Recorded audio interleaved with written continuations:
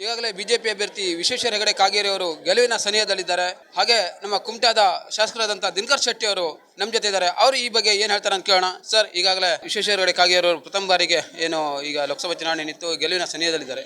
ಏನಿಸ್ತಿದೆ sir, ಪಕ್ಷದ ಪರವಾಗಿ ನೀವೇನಂತಿದೆ? ನಮ್ಮ ನೆಚ್ಚಿನ ಪ್ರಧಾನಮಂತ್ರಿ ನರೇಂದ್ರ ಮೋದಿಯವರ ಹೆಸರಿನಲ್ಲಿ ಈ ಒಂದು ಚುನಾವಣೆ ನಾವು ನಡೆಸಿದ್ವಿ. ಉತ್ತರ ಕನ್ನಡ ಜಿಲ್ಲಾ ಕ್ಷೇತ್ರದಲ್ಲಿ ಕಾಗೇರಿ ಅವರು 6 ಬಾರಿ ಶಾಸಕರಾಗಿ, ವಿಧಾನಸಭೆಯ ಅಧ್ಯಕ್ಷರಾಗಿ, ಮಂತ್ರಿಯಾಗಿ ಅನೇಕ ಜನಪರವಾದಂಥ ಕೆಲಸಗಳನ್ನ ಮಾಡಿದ್ರು ಮತ್ತು ಪ್ರಾಮಾಣಿಕವಾಗಿ ಜಿಲ್ಲೆಯಲ್ಲಿ ಕೆಲಸ ಮಾಡಿದಂತ ಒಬ್ಬ ಅತ್ಯುತ್ತಮ ರಾಜಕಾರಣಿಯಾಗಿದ್ದಂಥವ್ರು. ಹೀಗಾಗಿ ಇವತ್ತು ನಾವಾಗ್ಲಿ ಯಾರೇ ಆಗ್ಲಿ ನಿರೀಕ್ಷೆ ಮಾಡಿರ್ಲಿಲ್ಲ. ನನಗನ್ನಿಸ್ತಾ ಇದೆ ಸುಮಾರು 3 ಲಕ್ಷಕ್ಕೆ ಸಮೀಪ ಗೆಲುವು ಇಡೀ ಕರ್ನಾಟಕ ರಾಜ್ಯದಲ್ಲಿ ಇಷ್ಟು ದೊಡ್ಡ ಗೆಲುವು ಯಾವ ಅಭ್ಯರ್ಥಿನೂ ಮಾಡಿಲ್ಲ.